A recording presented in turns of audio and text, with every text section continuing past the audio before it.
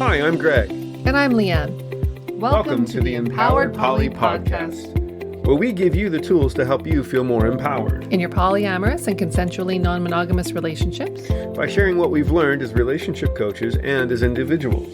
Empowered Poly is LGBTQ2IA+, alternative lifestyle, and kink friendly. Thank you for joining us and enjoy the show. Hi, everyone, and welcome to episode 35 of Empowered Poly Podcast. Today, we have an interview with the incredible Evita Lavitaloca Sawyers.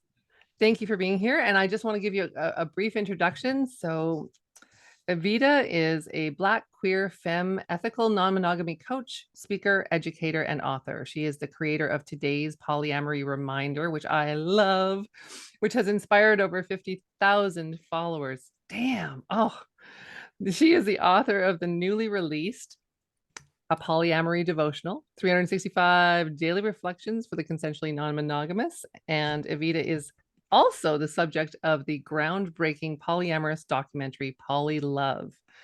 In her coaching and education, she specializes in navigating the transition from monogamy to non-monogamy, coping with jealousy, and articulating difficult emotions in healthy ways. She is appreciated for her candid shares about her own personal journey with non-monogamy and her frank yet balanced and empathetic approach. Yeah, we are big fans, and we're so happy to have you. Thank you for being here. I'm happy to be here. Thank you for the opportunity. I'm really looking forward to a conversation. Us too. Yeah, us too. I love a good juicy conversation. So let's dive right in. Hey, so first off, how do you identify? So I identify as Black. I am queer. So bi, pansexual, but I just consider myself queer in general. Mm-hmm. My pronouns are she, her, although my grip on gender is a lot less firm as it used to be. So, but just for the shorthand sake of things, I do identify as she, her. So I am cisgender. I'm able-bodied. I live in Jersey City. I'm a mother. I'm recently divorced. And I am a non-monogamous person. I'm a kinky person. And above all else, I'm a human being and something even more than that. So Yes. Well, yeah, I love the saying that we are spiritual beings having a human experience. Exactly. We are I remember reading a quote once, is we are the universe becoming aware of itself. So, and I really that's resonated great with that. too. Mm-hmm. I'm stealing that one. I guess let's start off with share with us and with listeners / viewers your consensually non-monogamous / polyamorous journey. Oh my goodness. So I like to joke that it started with a song. There's a song by 2 Chainz called Birthday Song. And in the song, it goes, y'all been together 10 years, you deserve a menage, especially if you put that BMW in her garage. And so at the time, my then husband would like joke it with me, because we were getting close to being married about 10 years. And he was like, it's time for menage a trois. And my journey with non-monogamy is also my queer journey as well, because I didn't really have much of a chance to explore my queerness. I knew that I was queer when I was very young, but I went to the military.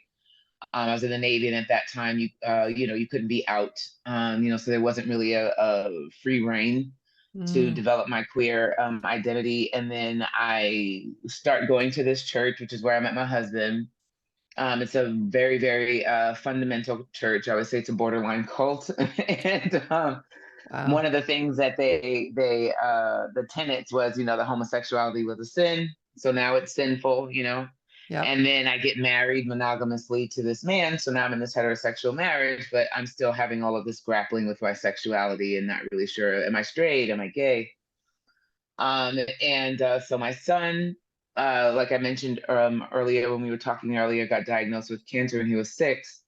And so life was really crappy. And my husband and I were like, yeah, we need to have some fun. And I was wanting to explore my sexuality. So like most, heterosexual couples or mixed orientation couples Yeah. with a heterosexual man and a bisexual woman, we start seeking the elusive threesome. So, so that's kind of how we got Looking for into the it. third. Right, right. Well, actually, we actually never did that. We were always Okay. we were mostly looking for sexual experiences, in the Okay. beginning. Yeah. Okay.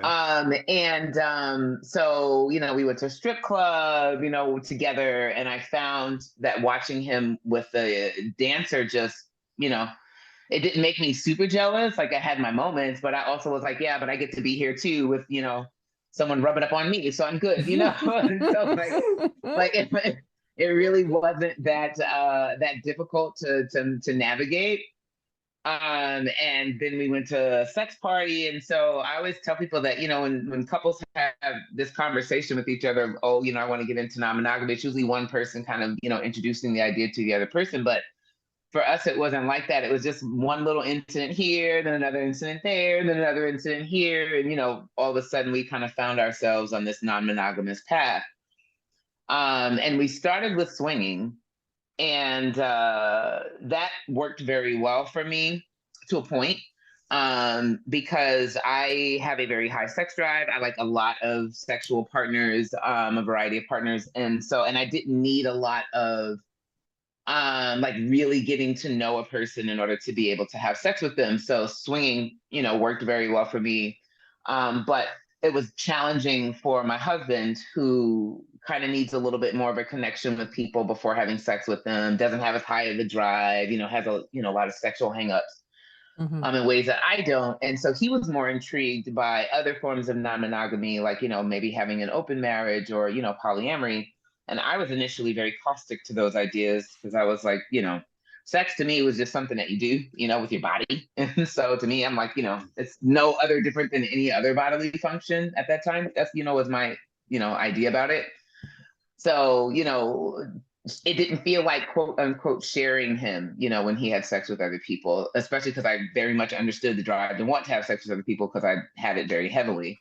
But the drive to want to emotionally connect with people and to form emotional bonds with people was something that felt a lot more threatening for me, because I felt like that's what made him like who he was, and I thought those things were mine, his regard, his affection, his time, his love.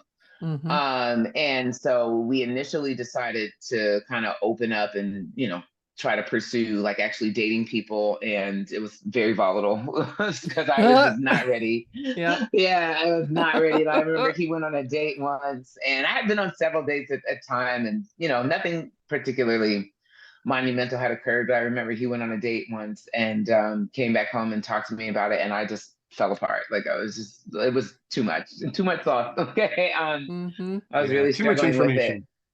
Yeah.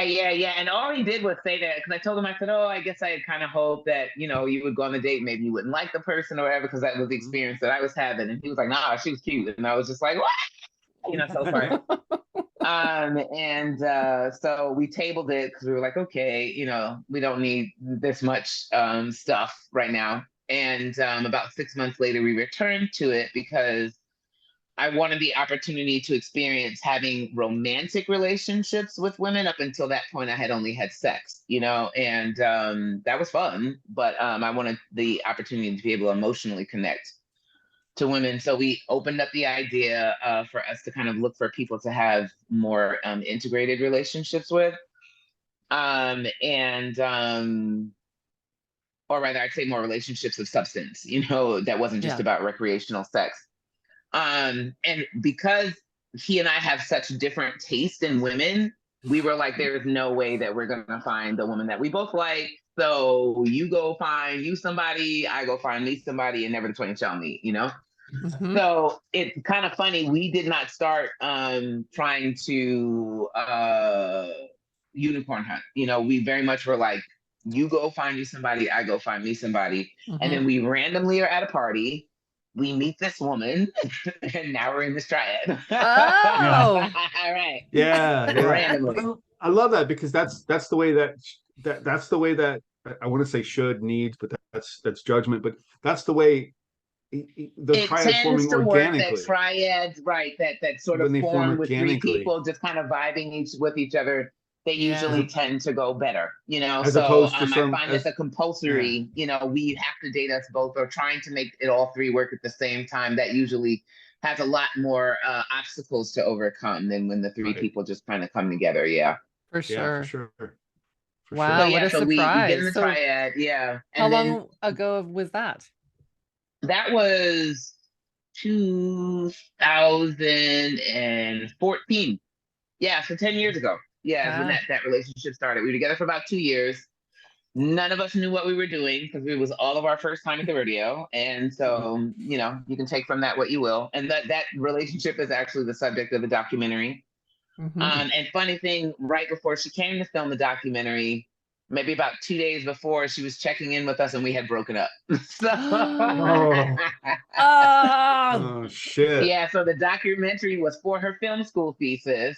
She was, called us 2 days earlier and was like, hey, I'm just calling to, verify things. And we're like, yeah, we broke up. And she's like, and so, but we filmed it anyways. And it actually ended up making for, I think, what is a much better film. So, and then once that relationship ended, we were just open and from that point, and had a variety of non-monogamous and polyamorous configurations. And then in 2020, my husband and I separated, and we divorced in 2023. So so now I'm just kind of single and being non-monogamous, which is a definitely much different place to navigate through it than when you have a quote unquote anchor partner. And so yeah, that's my journey through. Wow. Well, thank you so much for being so detailed and so like I just I fucking love that. Thank you so much. Oh, we swear on this podcast. We didn't mention that. Oh, yeah. Good, because I cuss like a sailor. So Oh, that's awesome. I was a sailor, right? Yeah. Yes. Yeah, there we go. So you mentioned your separation and divorce. You've been really vulnerable on social media about all of that. What's that like? Have you had any issues with that? I mean, how does that feel to you? Was it something that you really wanted to do from the outset, or you just kind of decided, hey, now I need to be vulnerable because I'm going through something and people are wondering, or how did that come about? I mean, I've always been it's funny to me. It always makes me chuckle, when people praise my vulnerability, even though I understand why, and why it connects people to my work so much. Yes. But I always tell people that for me, by the time it makes it to social media, it's not super vulnerable for me, So yeah, it's actually not. I've usually processed, for the most part through the emotions, or at least enough to like understand like what's going on. Yeah. And so the sharing of it with others, isn't really vulnerable for me. I think I find it more vulnerable when I have to come to a loved one or, someone that I actually care about and kind of sit directly across from this person and say, hey, I'm hurting.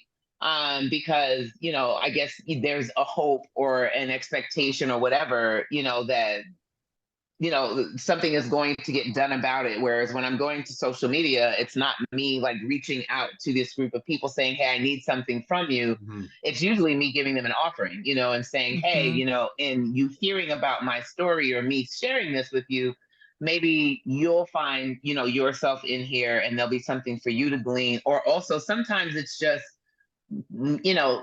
wanting to sort of respond to how isolating those experiences can sometimes be, and going, hey, like, sometimes it's just me going, can I get a witness? This shit is hard, Right. So yeah, and then too, I had spent so much time talking about my relationships that I was like, okay, this is a part of what's going on for me too, and this is part of the story, and there's things to glean from this movement through a non-monogamy. I also think that it's really, really important for people to not want to paint a picture that non-monogamy means that, it's okay because your relationship will survive it. Well, sometimes they will, and hopefully they do, that's the goal, I would think, but, sometimes they don't. And that doesn't mean that there's something wrong with non-monogamy or, that it needs to stop, or see, it never works, You know, relationships end in non-monogamy and people continue on with their lives, their non-monogamous lives, even after they're over. And so I think it is really important for people to not want to paint that picture. And there's such a sort of lure to paint that picture, because people are already afraid of that coming into non-monogamy. I'm going to lose my marriage. I'm going to lose my, you know, partner. And so I think that there's such like a draw to want to, paint this picture that, oh, your relationship can survive this. And I'm like, maybe it can't, but that's okay. Yeah. There's that fallacy that monogamy is somehow more because it's more structured, or at least people think it is anyway, more structured, that it's somehow safer, more secure, in that you won't lose your partner, when the reality is that it still happens one way or the other. It doesn't really matter what dynamic you're in. Over 50% of the marriage, what is that, 50%? Divorce rate like 60%. So like, and whenever marriage is in, or even relationships in, it's rare for people to blame monogamy. Usually people that are blaming monogamy are probably people that are non-monogamous anyways. Yeah, exactly. Exactly. But it's rare for people to blame monogamy. They just go, that's the way, that's what happens in relationships. And so, but some strange reason when it comes to polyamory, the first thing that they attack is, well, see, that's because that non-monogamy stuff doesn't work. And I'm like, relationships end. Yeah. And then Greg and I have both been divorced 3 times before marrying each other. And we've both been unethically non-monogamous. Right. And so in a way, for me anyway, I can't speak for you, but I definitely felt like, hey, this monogamy thing is restricting, like I am very restricted here, and it's not necessarily a structure that works for me. So yeah, interesting. Thank you for bringing that up. Yeah, that is a really good point. And I guess the other thing too, that I'm really fascinated about is, so before I ask the next question, I want to acknowledge my privilege on all levels. And the way I acknowledge my privilege is saying that I am the single most privileged human being on the planet for 3 reasons. 1, because I'm white. 2, because I'm male. And 3, because I had the good fortune to be born in North America. Yeah. Those 3 things alone make me the most privileged human being on the planet. So I'll never know the experiences of what it's like to be Black, what it's like to be female. I do know the experiences of being queer and bi, because I do identify as that. But the other pieces that really fascinate me are the pieces that I don't understand, or that I don't have a lived experience with. And that is, I'm curious to know your experience as a queer Black woman in the polyamorous community specifically. How's that been for you? I mean, I always say that we all exist to some extent on both sides of the privileged, unprivileged coin, So it would do us well to be able to like navigate both of those experiences, barring if you're like a, Black, trans, disabled femme, that they're like really like, at the end, like the bottom of like all these, or the other side of like all these marginalizations. And so it has its ups and it has its downs. I am Black, I am queer, I am a woman, but I'm also able-bodied. I also was born in America. I've also had access to education and resources that allow me to, present as very intelligent, and garner respect, when I'm interacting with people. And so it definitely does cause you to have to grapple with a lot of the internalized messages that you receive, with whatever identities that you carry.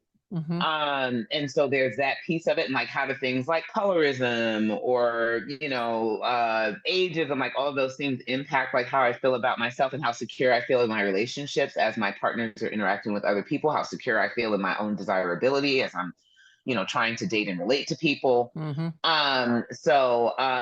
then I lived in San Diego when I first got into non-monogamy, and there was not a very large Black non-monogamous community. So that was like the first time that I opened myself up to, dating people of other ethnicities. and races. And then that was, an experience of like, having intimate relationships with these people that we didn't have the same socio-cultural, kind of shared experience. Yeah. So, and so that was new. And then, kind of dealing with, I don't feel like I dealt with a ton of like fetishization. I do think that it did Good. occur at some point, but I was usually pretty good about kind of sniffing it out, So I'll say, Yeah. and so yeah, so I don't feel like I dealt a ton with that personally. But I can definitely see how, it occurs. I will say that there is this sort of I feel like for when I first got into the community, most of the public face of non-monogamy was very white. So like I didn't see myself reflected in the communities that were talking about this until I actually stumbled across the Black polyamorous community.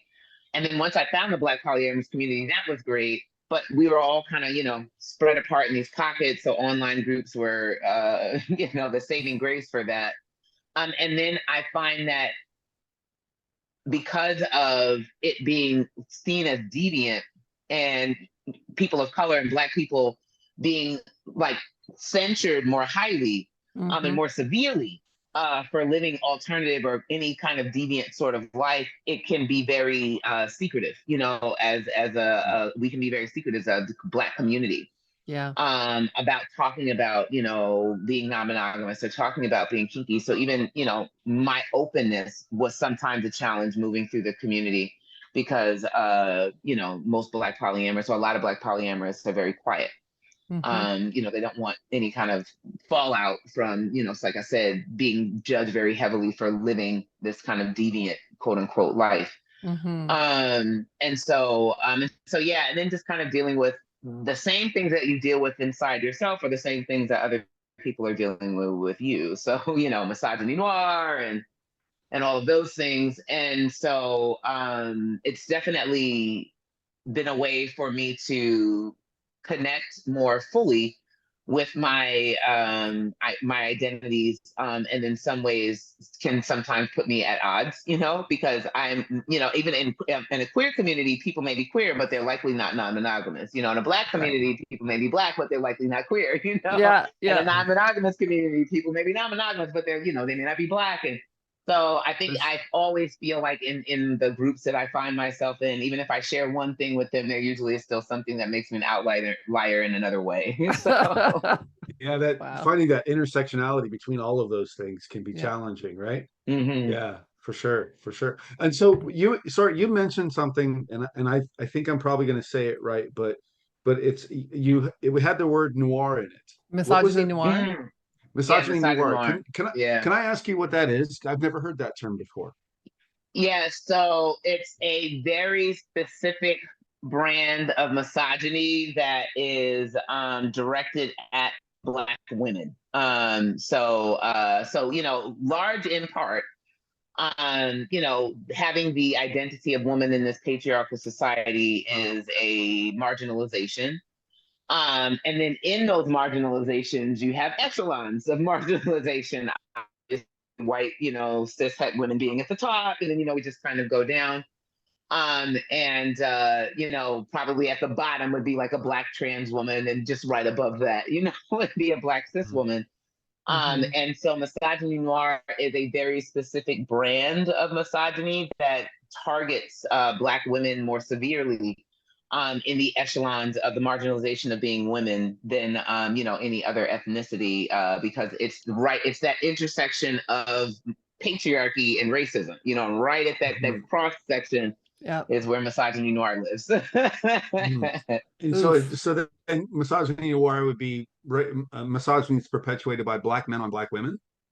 Anyone? No, really anyone. No? Yeah, no, it's not just Black men on Black women. It's anyone. Misogyny noir is a global. It's global. And it spans all identities. It's a prevailing, like I said, it's right at that cross section of patriarchy and racism. Yeah, so it's misogyny noir. Thank you for bringing that up. Wow. Thanks. That was a bit of a tangent, but I was like, I just want to investigate that a little bit because I got curious. Cool. No, Thanks. that's a great investigation. I wrote it down too. I was like, I got to know what that is. I think I do, but I don't want to make assumptions. Okay. Well, I'm going to tell you this book that you've written is beautiful. I love it. Thank you. It has been like just a sweet, easy read. I love its structure. You've got 365 days. Each day has a topic and then an explanation and then questions to reflect on. The reflection questions are very insightful, very helpful. Highly recommend the book.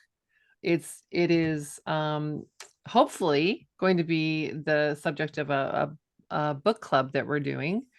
So we have a Facebook group, and we have these open Monday discussions about polyamory and consensual non-monogamy, and then we do book clubs when we find a juicy book that we love, and this is on our list. So I would love to do that.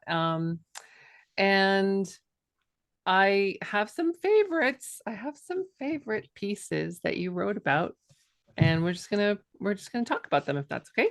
I think the idea here is to get the more organic personal take on it, and anything that you would want to add.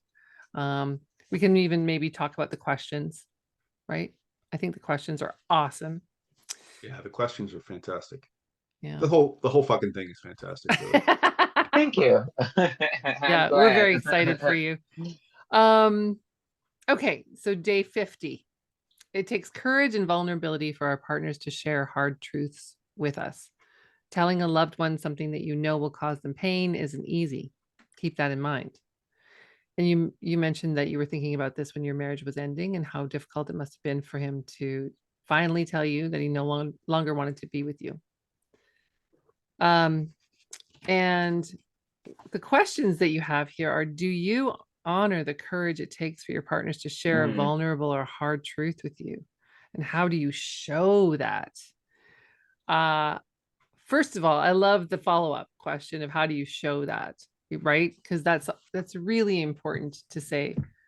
Okay, you might honor it internally, mentally, intellectually, but then how will they know? You know? Mhm. And so, was this a steep learning curve for you, this one? Oh yeah. Yes, I love it. Oh yeah. Oh yeah. Well, it's interesting because she asked the question, was it a steep? My question would be, is it a steep learning still? curve? Is it still? Not as much. Because through practicing non-monogamy, I've developed the ability to maybe stay a lot more grounded and centered when someone is sharing something with me. Because usually what happens is, someone shares something with you and it rocks you, you're not really able to like absorb that shock, and so what I call it kind of the experience of becoming punch drunk, so it's like someone like, impacted you with this difficult truth, and now you're sort of disoriented because you're kind of, woozy. So I've developed the skills to be a lot more centered in that space. So that way, even if I get hit with something that is very jarring, I'm still kind of planted firmly. And so, but, I do have moments, because I'm still human, and, we've not heard everything that we're going to hear that's, going to shock us, in life. We just haven't. So I think it's more about just tool development when that does occur. But in the beginning, it was very much a steep learning curve too, for several reasons. One of my mottos that I tell people about myself is I'll get over it. I just got to be dramatic about it first, So I'm definitely one of those kinds of people, it's like, I get over it. Just give me my moment to be dramatic about it, and then I'll be fine. So, and so that's kind of a function of how I am as a person. And, on my end, I know that there's nothing wrong. This is just me going through, the motions of processing through the experience or processing through the difficulty. But, someone on the other side of that, like that can be very challenging for them because, they don't know if me saying, I don't know if I can take this. Oh my God, what, if this is not me saying that I'm not going to be able to continue to be with you, or I'm going to leave, or, just whatever, I'm really upset with you. So, I recognize now that while that is true about who I am as a person, and it's important that I let people know that that is a function of how I exist, but I also do need to mitigate that so it's not showing up in an unbalanced way. But Mm, that was something I had to learn how to do and develop the mm, tools to be able to do that. And then also, I think there was a challenge for me in that because of how dramatic I was about things, my then partner at the time would often conceal things from me, or what I Right. call watering down the tea. mm, So he would not give me the full strength of whatever it is that he was trying to communicate, and I would, kind of know that that was kind of going on, but not really be sure. And so then when he would finally get to the place of being like, well, this is what it is, it seemed that much more intense, whereas if he Hmm. would have kind of ripped the band-aid off in a way a little bit sooner, it would have helped me, to kind of get used to, him being more forthright, about the things mm. that he wanted and didn't want. Sure. So it wasn't entirely, I don't think, we both were on that stage, I'll say that, we both were on that stage doing that dance with each other. But yeah, it was a Mhm. steep learning curve. And there's a really good quote by Ram Dass that I just read recently that was like an aha moment for me of like what happened for me in this process of like learning how to do that is he says, will you help me awaken by sharing your truth with me? Mhm. It may be uncomfortable for me to hear, but that's my work. Mm, And that's really what it was is learning how to awaken to the truth in our relationships, which non-monogamy has a very specific brand of learning doing that. So yeah, it was For a steep sure. learning curve. Yeah, that's great. Well, that's amazing. Thank you very much for sharing I that. relate to that so hard. Me I too. do. The reactivity that comes up, right? That initial shock, the punch drunk that you were talking about. Yeah, learning the tools to manage that is such a game changer. Yeah. Mhm. Wow. That's I mean, as you know, Yeah. coach to coach, right? That's one of the biggest things that I uh, deal with when I'm working with clients is it's not what's happening, it's how you're reacting to it. Yeah. And it's the story, the narrative that you're playing that's playing out in your head about what's actually happening, right? And I think that being able to manage the emotions and stay regulated in those moments is has a significant impact on the outcome of those situations. And I Yeah, and think we're that often not really aware of what's playing because we're not really encouraged to kind of pay attention to the scripts that are running. So Hmm. right. oftentimes something happens, a switch flips, and now you've Mhm. got this narrative that's running, and you're almost kind of sort of doing things in response to that narrative without even like really being aware of what story is happening for me right now. You just get caught up in I call it like music. The music just comes on and all of a sudden you start doing the dance to that song. And so Mm. like a flip, like, yeah, so, switch flips, the waltz comes on and you just start waltzing. And then you're Hmm. like, but wait a minute, is the waltz appropriate for this situation? Do I want to be waltzing right now? Like, it's like, I think, I've moved into an arena where now when this happens I want to do the jitterbug, so like, but you have to be aware that that music is on and that you're responding to that narrative and then going, what CD do I need to put in to replace Hmm. this one so that I can CD. do the dance that I want to do. Yeah. Exactly. Exactly. Maybe that's why I love records so much, is because it's an intentional step in listening to music and being in a space specifically rather than just having whatever pop on, right? Like, so Hmm. that's really good point. It's funny because you mentioned one of the things I really loved about the book was you don't tell people how to do things.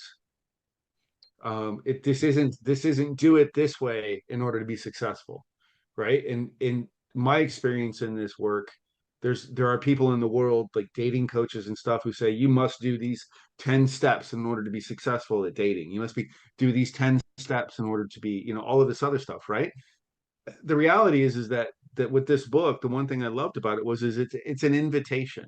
It's an invitation to get curious about what's going on with you and why you're here. So all 365 pages or days are invitations to take a look at how things are playing out for you and whether or not they're serving you in the ways that can foster deeper and more meaningful connections, right? And to that end, actually, there's a question here. It's day or page, yeah, it's day 212. It says monogamy is a zero-sum game and thus creates a scarcity mindset around romantic love. It helps to shift the narrative from scarcity to abundance as we seek to connect with others. And of course, the question is, do you feel scarcity around love? If so, what do you think that scarcity stems from? So that was one of the ones that really stuck with me. I've been I've been non-monogamous most of my adult life, probably all of my adult life. Um, I've been consensually non-monogamous for the last 17 years. And that's when the differentiation between those two is the word consensual, but also the knowledge and the information and being able to apply who I am and find my community. Right. And so when I think about monogamy being a zero-sum game, it feels incredibly restrictive to me. Like I literally like viscerally tighten up when I think about it. Right. So I'm curious to know, what was your experience in writing this particular page or this particular day? So part of my own personal work in healing my two relationships, because we have to heal our relationship to relationships. Yeah. Not just how we act in relationships, right? Yeah. Is moving away from, so I have a anxious, preoccupied attachment style. And so my part of what my struggle is in relationships is scarcity, believing that this is just something that is just not out in the world in abundance for me, is romantic love, sexual love, desire, ardor, all of those things, companionship. And so that causes me to be very clingy, when I do find it. And I will say that clingy gets such a bad rap, and I don't super like the negative connotation of that. We tend to think of clingy in bad terms, but when I say clingy, is for me, it's just this energy of grip on my relationships, and not in like I'm holding this because I'm holding this with strength and support, but more like I'm white knuckling this because I'm like, don't take it out of my hand. Yeah. Right. And so there's this grabbing onto it because of this belief that this is a scarce resource for me in the world. And so when I do find it, I have to kind of do the Gollum, my precious, from Lord of the Rings. Yeah. I get it. Yeah. Right. And so some of that is life experience, some of that is marginalization, being Black, being queer, et cetera. Yeah. These are all things that, part of the narrative of being, marginalized in any way is, being told that, you're not good enough for the good things, So, and so, there's a little bit of that in there also, but yeah, so for me, in order for me to move away from that, my precious, kind of clinging to my relationship so that I could be at peace, when my partners did things that on the surface or, to me because of, being socialized, monogamous, whatever, were like, oh, this is threatening. This is threatening that resource. Is something that's going to take this away or cause you to not have this anymore, to cause you to lose your grasp on it. And, part of that work was going, I need to stop seeing this as a scarce resource, because not only does that impact the relationships I'm in, it even impacts my potential relationships. When I'm looking at this as a scarce resource, I may be much more inclined to get involved in relationships that I probably shouldn't be involved in because, I take the red flags and, turn them into, a flamenco gown. That I'm like dancing around in, because I'm like, this is a scarce resource, and so I have to take, any opportunity that this presents itself. And so working through trying to bring my anxious attachment style into balance. I'm not one of those people that believe we need to figure out how to get rid of it. I think all the attachment styles are just, bits of information about us. They developed in certain ways. They have their pluses, they have their minuses. And it's about knowing which one yours is and bringing it into balance, Mm-hmm. So, part of my work for bringing that into balance was going, how do I, what do I do to do that? And some of it was having to change this belief about scarcity as it relates to relationship. And then in non-monogamy, even more so, because non-monogamy actually narrows, the pool of people that you could draw from if you're someone who only chooses to, deal with other people that are non-monogamous. It drastically reduces the people, so that can even hone in, that belief that, it's scarce, because now I've put myself, in an arena where, the options are a lot smaller. I think there's also something to be said for doing scarcity work around this belief that you can only receive certain things in the context of romance and sexual relationships. So removing scarcity around, this is the scarce resource, and it only comes from this one source in my life, but being open to having intimacy of all kinds and all varieties from people, and kind of seeing that, the world is an abundant source and my relationship is an abundant source of those things, instead of just looking to this one relationship area that I have in my life to get that resource from, thus making it scarce. Wow, that's awesome. You are such a fantastic person to talk with. I'm mesmerized I know. when you're talking. I'm just like, wow. I'm like, did she just fucking use the word ardor in a sentence? She did. The right way? I'm like, oh my God. And then to make things worse or better, probably, you referenced oh my God, what is it? The Wham song, "Wake Me Up Before You Go Go," came on in my head because you talked about the jitterbug. Oh, yeah. Because at the beginning it's do the jitterbug. So I'm like, oh my God, I love this human being so much. Yeah. It's so wonderful. So anyway, I digress. But anyway, I just wanted to share that with you. And I had goosebumps, and it's just not pretty over here. No, it's pretty. It's pretty. Is it pretty? All right. Yeah. Okay. I'm enjoying it. Yeah. All right. Good. As long as you're enjoying it. You got a fanboy.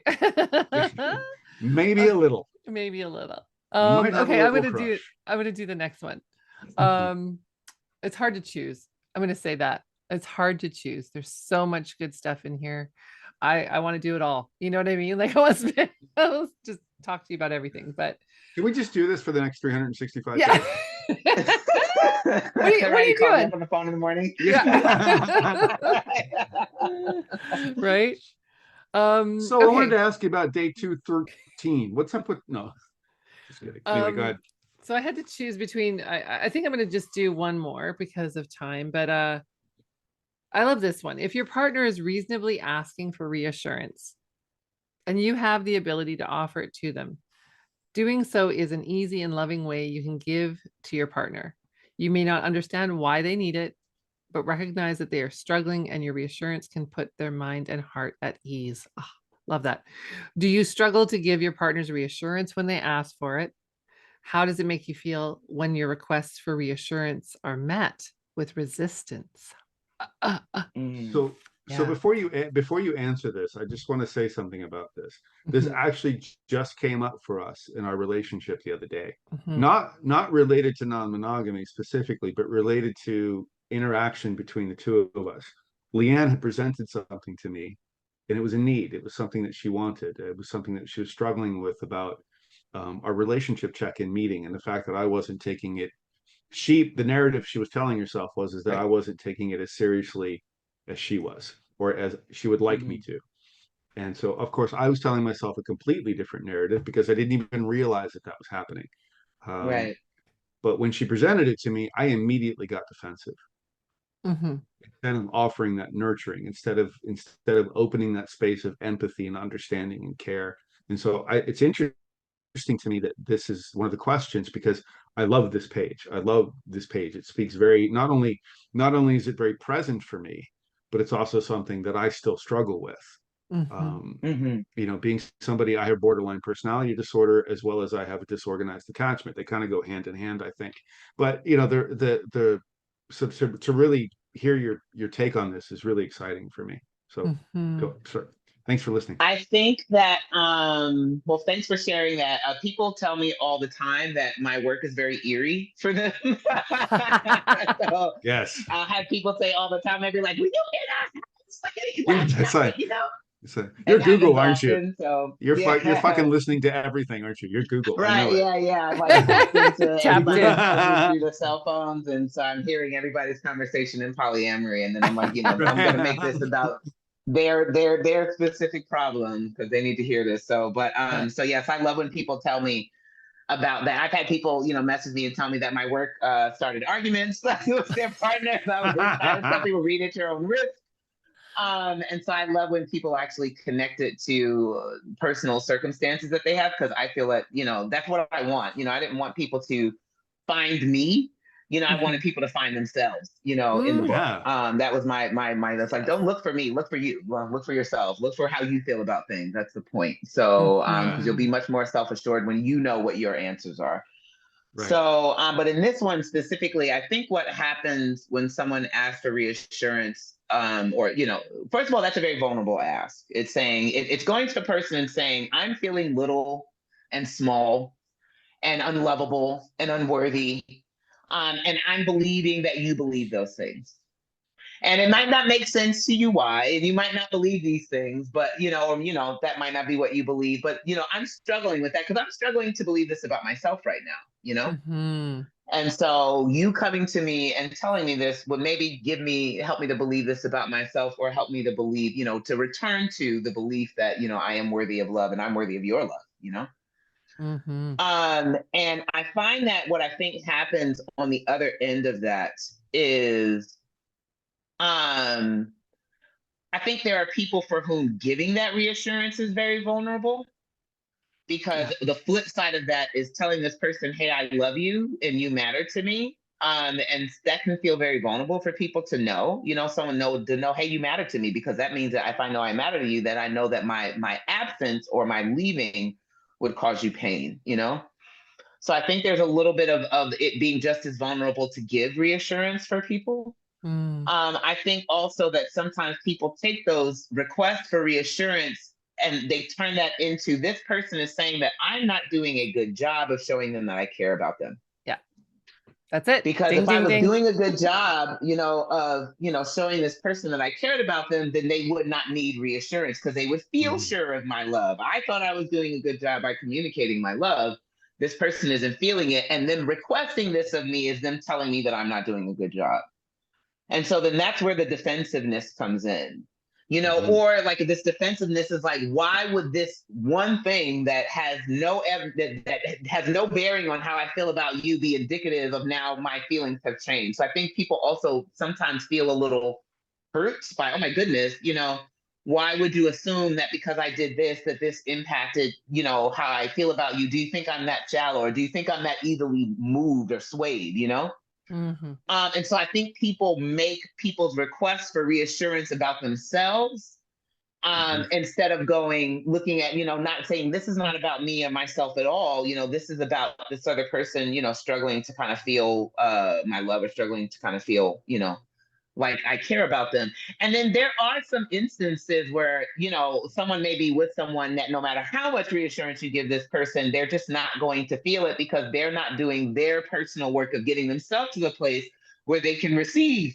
the reassurance, and they're sort of outsourcing their responsibility to do some of their own work of, shoring themselves up onto this other person and going, you have to do this for me all the time in perpetuity, because I'm literally working on not giving myself any of this. And that can be very taxing and very draining after a while. But I think a lot of it really, like I said, has to do with, kind of people sort of, feeling affronted, it's like, oh, are you saying that I'm not doing a good job? Because why are you not feeling like I love and care about you? I'm showing it to you. Can't you feel it? Yeah, that's so actually definitely what I felt. That's what I heard, was that I wasn't enough. I fucked up. I did the wrong thing. Yeah. Right. And so that was definitely where the defensiveness was coming from. And of course, I didn't realize it in the moment. I thought I was justified. I thought I was, getting curious, and I thought I was doing all of, and then as soon as everything just sort of calmed down and we were able to take a step away from the situation, I realized, that's what happened. Yeah, So the defensive I've gremlin learned came up. that my nature, when I'm feeling fully resourced, is to be loving, to be kind, to be sweet, to be generous, to be happy. And so when I find that that's not happening, there's some kind of need that I'm not aware of, or some kind of boundary that's being crossed that I haven't instituted yet, you know? So like in the case of like what you were talking about with, you know, them saying, hey, I need reassurance, you know, you're not knowing that that made you defensive. And it's like, oh, I have a need to feel validated in how I'm showing up to this person. And that's not happening right now. And I'm feeling, you know, judged and accused and all of these things. And you might, you know, and you might have needed to say, hey, like, you know, I can offer you that reassurance, but also, you know, I'm going to need some reassurance that, you know, this is just your thing. You know, you just need this reassurance. And this is not you saying, I need this reassurance because you're doing a bad job, which are two different things, you know? Yeah, totally. I think that's where we got to, right? Right. That's what happened. We debriefed and came around to that. Yeah. Yeah, and I think it's also too one of the things that happened for me as I was able to when I was able to disconnect from it was I was realizing that there were things that were clouding my ability to be able to hold that space. I'm dealing with my father's deteriorating health and stuff, and that's really impacting me because you know I'm feeling powerless. I'm feeling very, very helpless because I can't do anything because he's so in that moment I transferred a lot of that powerlessness and that helplessness onto her Right. It's need like, for this is another reassurance. area where I can't do anything, or I'm not doing something, or there's this out of my hands, and I'm already feeling that. And, you know, it would be nice if like we had these like separate emotional reserve tanks, you know, but it's just like we just have like one emotional reserve tank, and just all of the different areas of our life are sort of pulling from it, you know? Yeah. And so when we're going through something challenging in another area of our life, it's not like we can compartmentalize that in that area and then go back to these other areas, you know, fully resourced. It's like, no, this is pulling on that bank, and it's affecting how, you know, sensitive How I I am in these other receive. areas of my life. Yeah.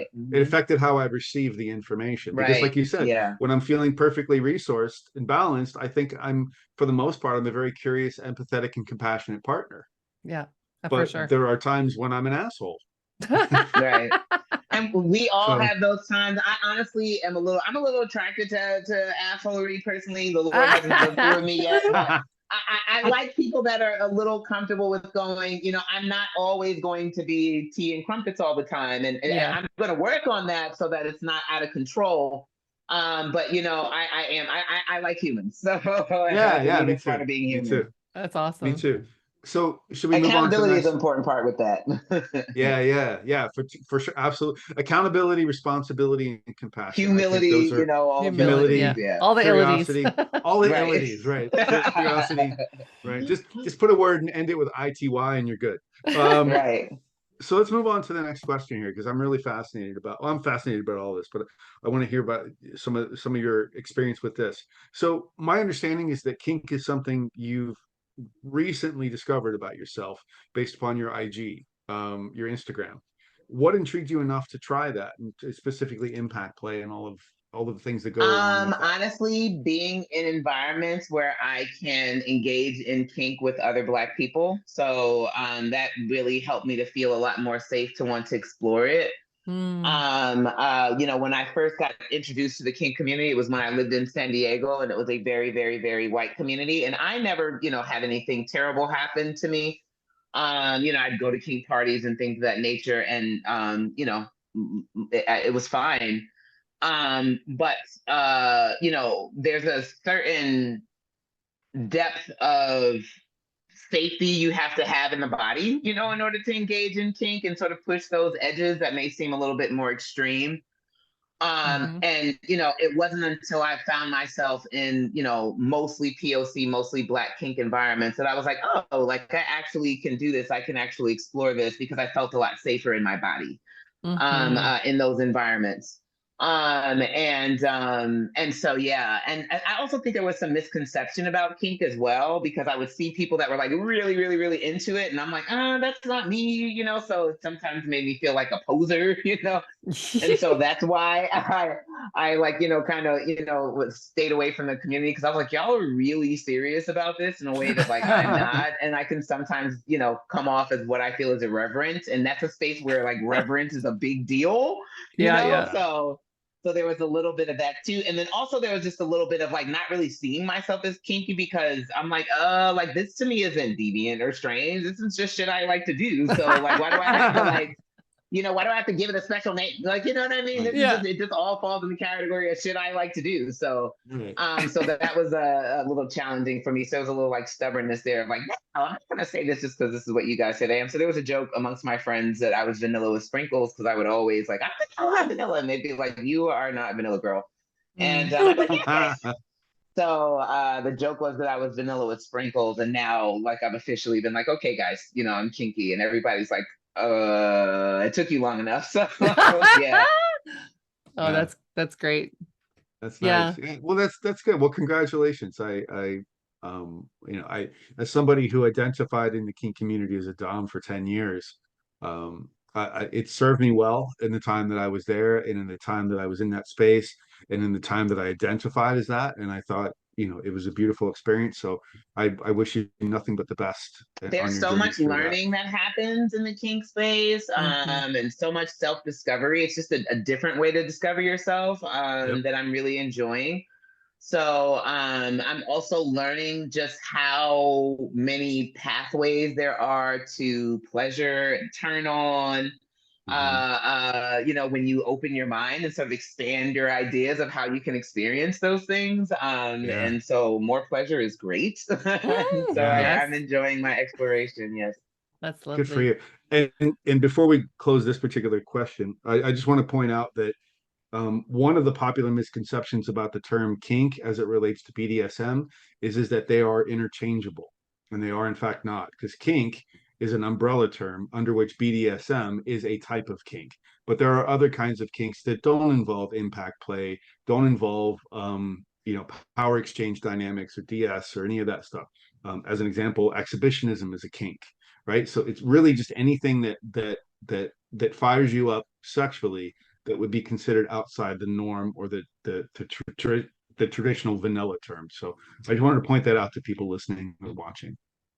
So And as somebody who has worked with a lot of people in the kink community, I also want to point out that you finding that space, that safe space for yourself, is so key. I've heard that from queer people. I've heard that from trans people. I've heard that from women.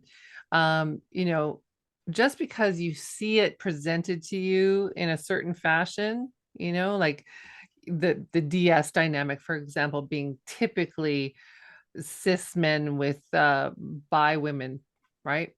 Doesn't have to look like that.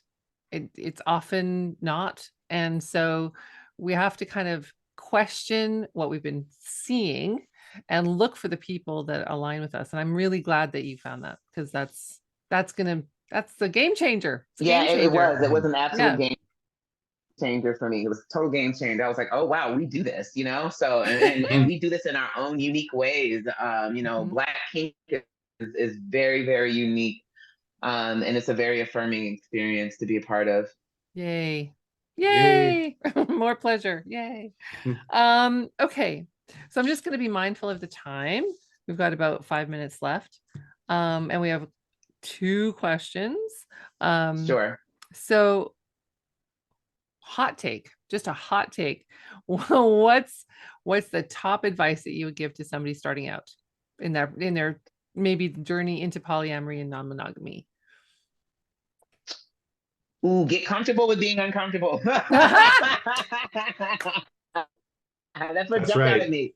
It is uncomfortable, even when you are predisposed to this. Like, I think there are some people that just naturally come in and it's like a homecoming. It makes sense to them, or you think you have a handle on how you're going to react or how it's going to impact, or you find yourself in some situation at some juncture that is going to make you deeply uncomfortable, and you need to be okay with that, because that's where the gold is. It really Mm, is. And Mhm. don't become so comfortable with discomfort that you put up with stuff that you shouldn't. I think that there mm, is room yes. to mention that, because even though I do say get comfortable with being uncomfortable, but there's discomfort, and then there's like, okay, this is not cool. This is wrong. Mhm. This is wrong for you. Yeah. And it's hard because that is often very subjective. There are definitely things that are like, yeah, this is probably wrong for pretty much the entire swath of the human populace, but a lot of things don't super fall in that category. So don't get so comfortable with discomfort that you're actually putting up with harm or abuse or relationships that aren't good for you. But get comfortable with some discomfort, because that's where you grow and that's where you learn. Mm-hmm. Love that. Yes. 100%. Yeah, that's fantastic. That's fantastic. So, really quick, how did you get started as a personal coach and speaker? It started with me. I was in a lot of poly groups and stuff online, and I would just talk about my movement through my emotions, about awarenesses that I had. And at that time, on the internet, it was challenging because everybody was in these poly groups, and fronting about how much compersion they feel and how great everything is all the time. And it was hard for me because I was just like, that is not my experience. I'm not having that experience at all.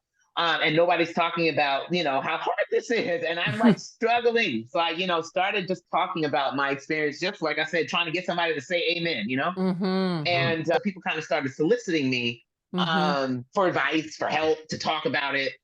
I realized that I have a very unique ability, or the articulation of emotions is a place where I really, really shine. Is I can really give language to people's emotional experience, and so people would reach out to me, just for advice, and my friends would be like, "Look, I'll pay you. Like, can I just talk to you for an hour, about the situation I have come up."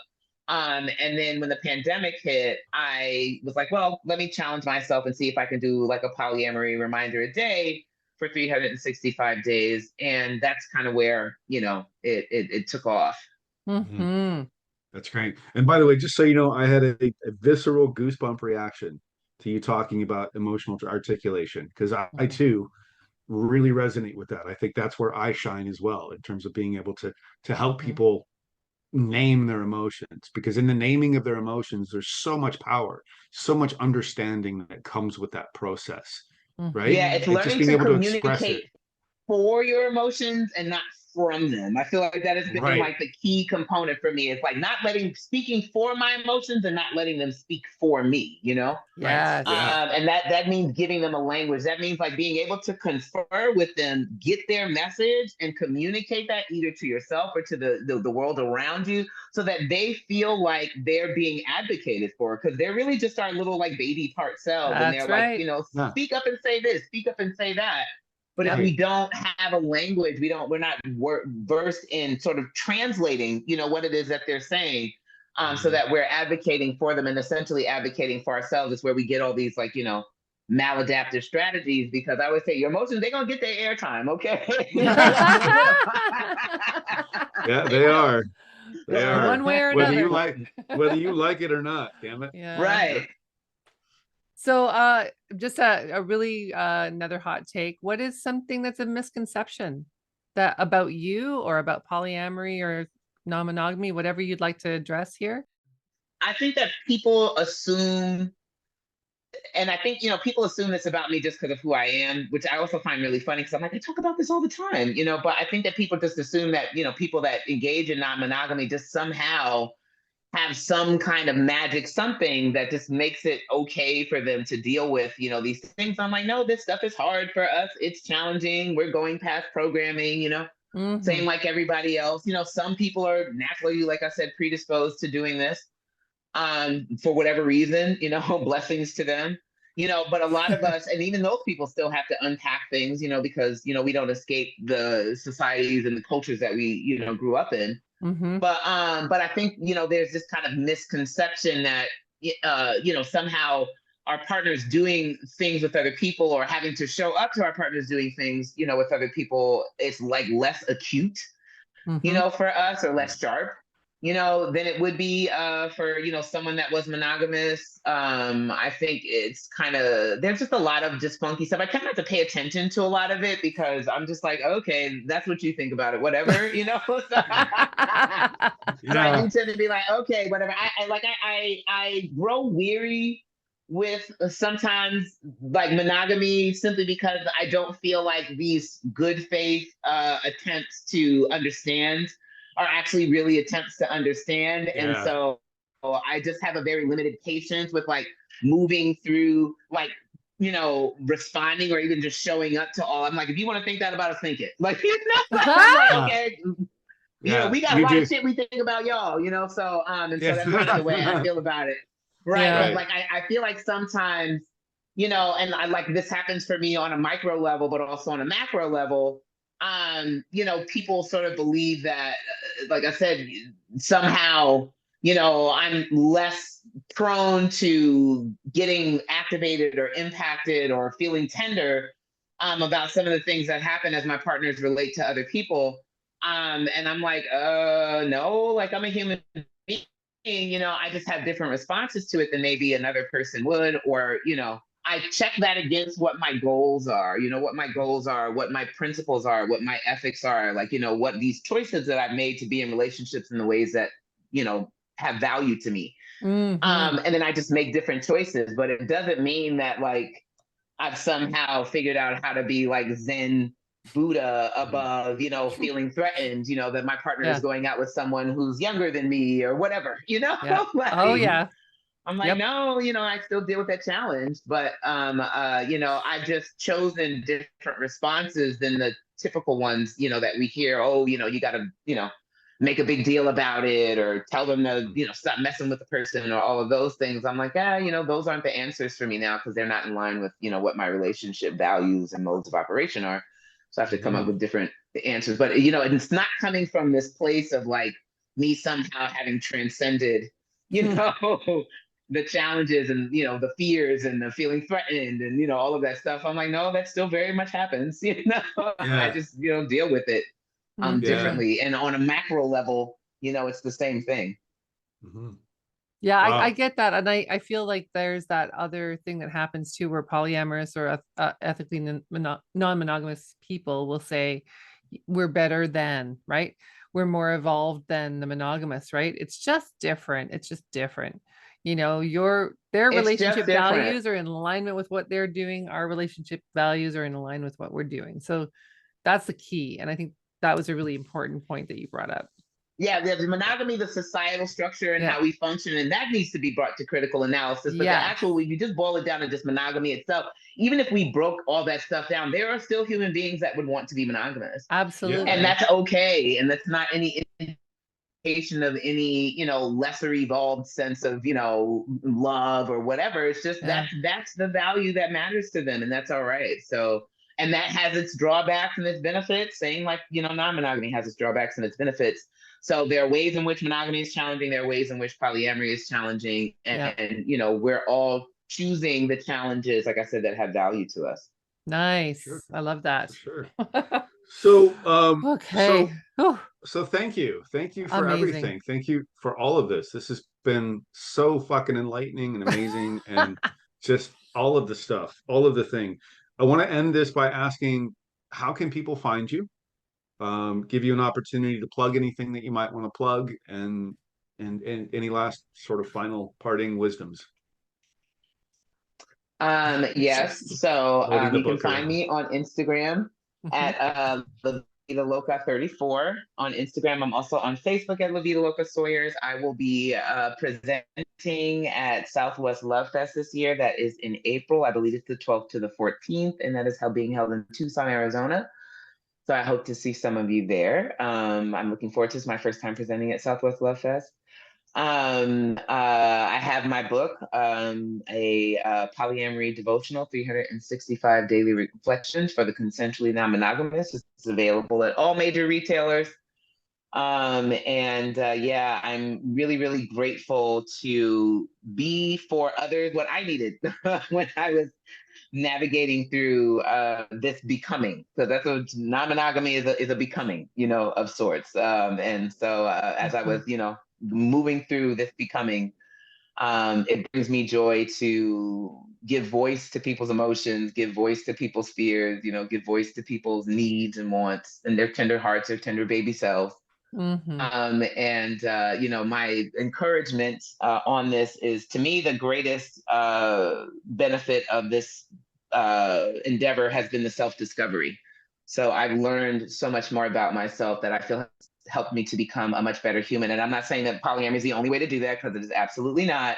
but it was a vehicle for that in my life. And, all really areas of our life can be vehicles of that, if that is our intention. But I'm grateful for the ways in which it has developed me to be the kind of loved one that I want to be to the people around me, and also the kind of loved one that I want to be to myself.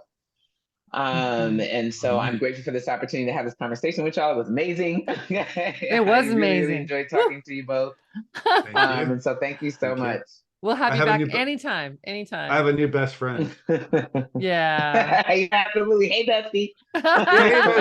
What's up? Yeah. Thank you so Anyway, much. yeah, we would love to have you back anytime. And yeah, so it's just been fantastic. I don't know. How do we wrap this up? Well, we do How our do we- usual thing. That's right. That's right. So We have a little tag. we have a little thing that we do at the end here. So yeah. So Are you ready? no, I want to say thank you one more time. Okay. I feel like I'm drawn to an expression of gratitude. So I really want to thank you again for showing up and for being so present with this, and for all of your words of wisdom and just your energy and your amazingness, and for sharing your story and your journey with the world. So I personally am inspired by it. So thank you very much. Yay, thank you for having me. This was great. Yeah, and I'm just going to echo that, because it's really been wonderful with seeing you online, first of all, and having that access to you there, and now your book. It just feels like, and now getting to meet you is just such a joy. So thank you for sharing your tender heart with us. And remember, having me. This is great. I do it. You do it. You do it. That's right. You do it. We always fuck this up. Always. Don't edit this part out either. Let people see this. Okay, ready? Yeah. And remember, choose love and keep it kind. Yay, I love that. We'd love to hear your comments, questions, or topic suggestions, and don't forget to subscribe. And you're invited to join our Facebook group, Empowered Poly Relationship Support and Advice. You can reach out to us on our websites at gregmillion.com and at leannemillion.com, or follow us on Instagram at @thegregmillion and at leannemillion.